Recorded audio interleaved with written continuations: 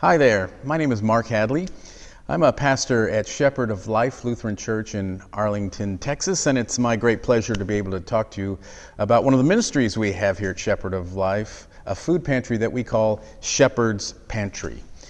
Now, as you can probably see, the name Shepherd's Pantry is sort of a play off of our church's name, Shepherd of Life, but it also refers to a story from the Bible, from John 21. It's a post-resurrection story. You may remember this. Jesus appears to the disciples, and he sits around a charcoal fire with Peter and sort of reinstates Peter, and he has a very direct message for Peter, and that is, feed my sheep. So we're also responding to that command of Jesus's, to feed his sheep, which is what we're trying to do with our pantry. So let me tell you a little bit about our history. So the pantry was started in the fall of 2015. Two incredible volunteers came forward and say, hey, we have a passion for feeding people. We want to start a food ministry here. They went to the council and said, we will fully fund this if you will simply let us have the space. Give us a 6-month trial and see what happens. So the council said yes. And they actually did it for 6 months, and it was an amazing success. So from that point on, the ministry was folded into the church, and it's been a part of our budget ever since then. And then in 2017, we sort of had a monumental shift for two reasons. One, we changed how we did the volunteer system, and we tried to expand it to include as many people as possible. And then secondly, we became partners in a local food bank.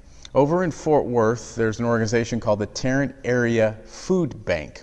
And so we were able to partner with them, and now we can get food from them for pennies on the dollar. So our budget goes a lot farther. So let me tell you a little bit about how our operations work over there. So people come into our building, and we ask them to fill out an order form. We sort of have some standard items that they can pick. They give us their form back. We have volunteers put all the food into boxes, and then we bring the boxes out and we carry it out to their cars if they need to. And by 2019, we were handing out about 120 boxes every Thursday evening.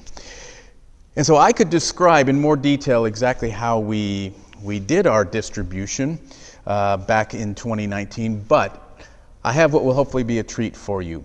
In 2019, we created a video that tried to capture the essence of our food pantry. And what you're going to see was actually filmed on the Thursday before Thanksgiving of 2019. It was at that point our biggest night that we've ever had here at Shepherd's Pantry. So in this video, you will see my partner in ministry here at Shepherd of Life, and you'll see his name is John, but it's something I hope that you enjoy, and you will get a sense of our passion and our commitment to feeding folks.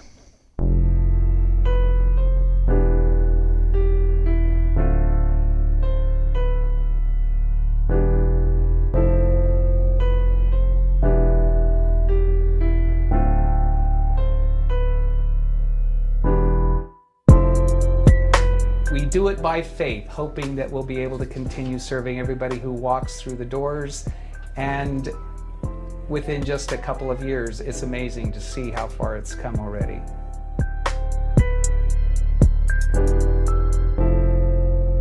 I personally love that we now have a time and a place for people who want to express that kind of generosity, who want to share their blessings, now have a place where they can do that easily. But on this particular night, which is the week before Thanksgiving, it's not just the people from this Lutheran congregation in Arlington. It is also the Jewish community from Beth Shalom. It's also the Muslim community from Al Hadaya Muslim Center. And they've all seen this as an opportunity to help the community, to be a blessing to those who are struggling or in need.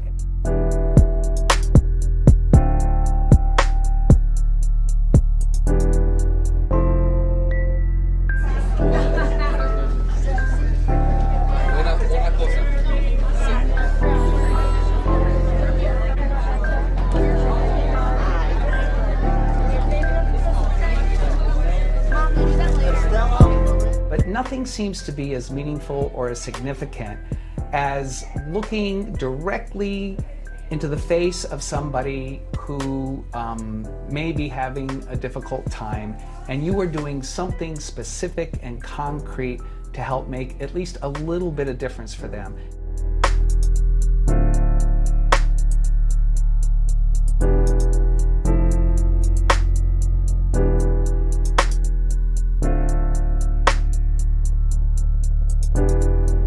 Our particular congregation is like 1 mile away from AT&T Stadium where the Dallas Cowboys play, and that's fun and that's exciting. But what's even more meaningful for us is to know that there are as many people who come to those stadiums that live around us all the time, day in and day out, and they're not necessarily able to do those sort of things.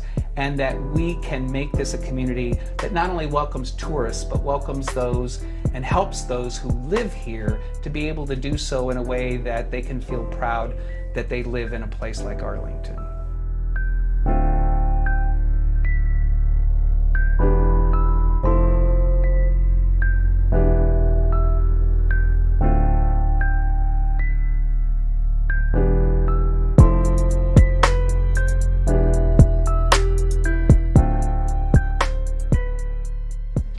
Dear Lord, thank you very much for the opportunity to gather together as a community. We feel the love in this room, and we simply want to share your love with everyone. Please bless everyone in this room as we go forward from here. Amen. Amen.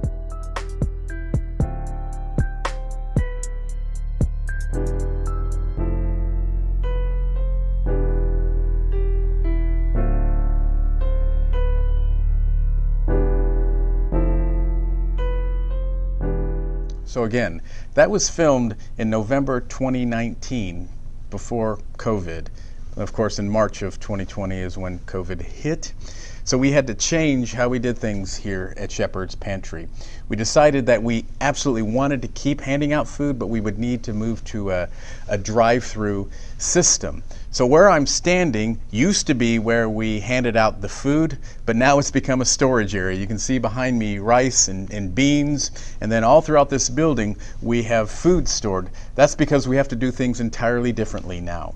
We order all the food in during the week, and then we decide upon a standardized box of food, and then we have volunteers come down on Thursday afternoon and we pack hundreds of boxes that we then hand out Thursday night. Now, I could absolutely describe how we hand out the food through the drive-through system, but I happen to have another video that you can watch. This was an announcement segment from our online worship, and it was filmed on the week before Thanksgiving of 2020, so a year later from the previous video. And I think with this video you'll get a good sense of how things are going now during COVID. Okay, it's time for our announcements segment, and I'm coming to you live. It's Thursday evening, a little after 6 o'clock, and we have just started our food pantry. I wanted you to get a look at this. Our entire parking lot is full of cars down there. We've got them parked up, and now they're all lined up, and they come through the line here. You see as they line up. Mind you, we just started, so there's probably 50 cars in line.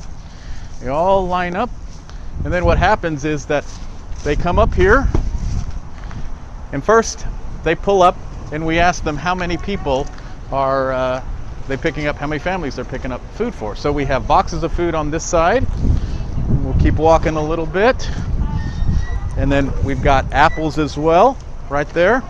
And so you can get a little picture of the folks right there, what they're doing.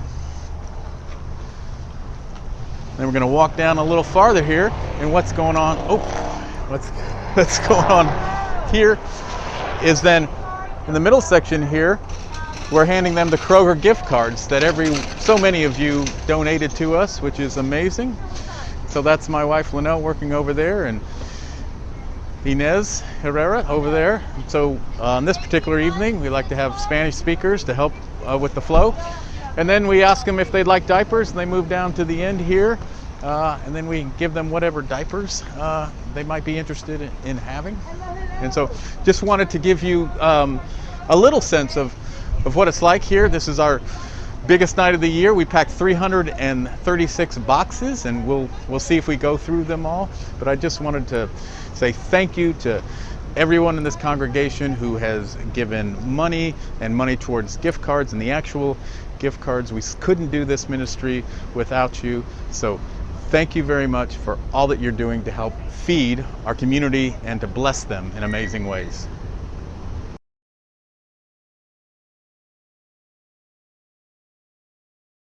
Wow, that was a crazy night. As I said before, we averaged 120 boxes of food a night. Before we did the drive-through, that was 411. We handed out food nonstop for 2 hours. Well, as you can see, I've changed locations, and this is actually where we pack up our food and hand it out.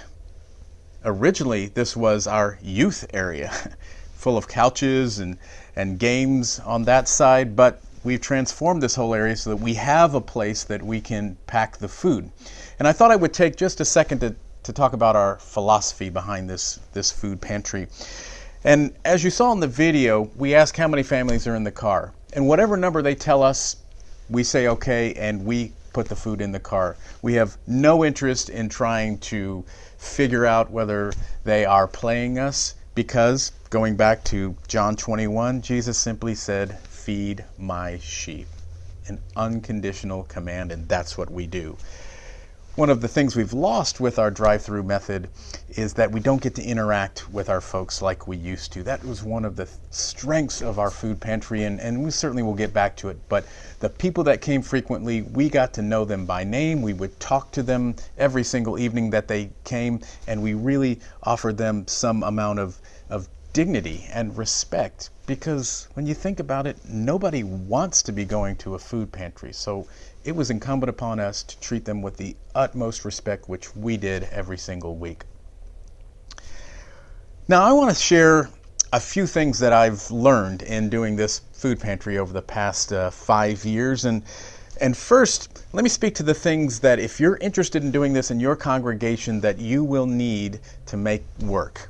And there's really 3 of them that come to the top of my mind. One is really strong leadership, because this is a time-consuming ministry. If you don't have someone on the pastoral staff or the professional staff that can lead this, you're going to need a really dedicated volunteer that has a lot of time on their hands, that is willing to put in the hours, because it takes a lot to organize this. The second thing you need is a great group of volunteers, dedicated people who will show up every single week or very often, so that you can have the number of people and actually get the food out the door.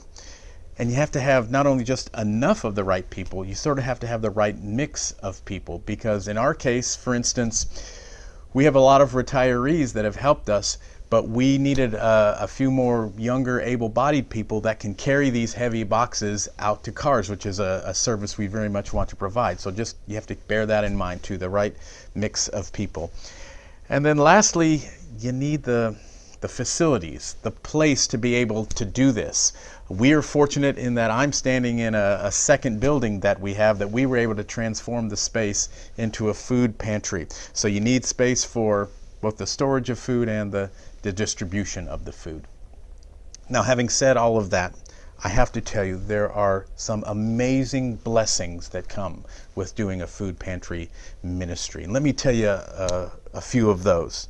Number one, of course, you're providing a critical service that is needed in pretty much every community in this country. Food insecurity is a huge issue, and it needs to be solved on a large level, but at least on this local level, we're helping out, and you can do that too. And I have to tell you that many times it's the working poor who come into our building and need assistance. We see this all the time. We see men in their work trucks coming home from work, stopping to get some food. So these are people who are doing their best to make a living, and they still need a little help, and we're happy to provide that help.